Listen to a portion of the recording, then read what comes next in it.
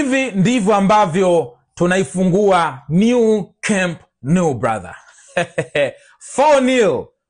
Yule Nico Williams mpaka kaomba poa toke nje ya uwanja kwa sababu na mind sana yule mtoto yule na genge lake. Chuma 4 na clean sheet. Perfect results. Come on, man.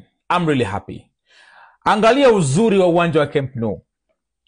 Angalia uzuri wa uwanja wa Camp Nou, the colors and everything. Njoo kwenye performance ya leo. Oh my gosh, man, I'm really happy. Kuona kwanza timu inacheza nyumbani sasa hivi. Nyumbani ambapo figisu tunazifanya wenyewe, ni nyumbani kabisa. Timu haiko ugenini. Alafu timu ina deliver performance kama hii hapa. Incredible performance. Lamine Yamal 2 assist leo kwenye goli 4. Lewandowski anafunga goli la kwanza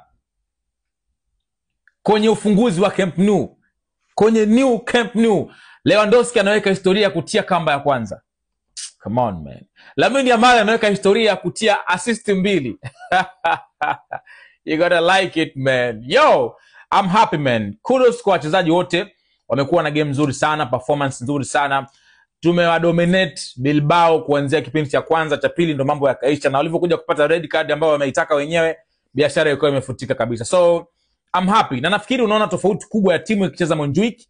Mimi nilikuwa nasema mara zote, kama unakumbuka, nimekuwa nasema mara zote, timu ikicheza uwanja wa Johan Cruyff inakuwa iko comfortable, ina perform vizuri.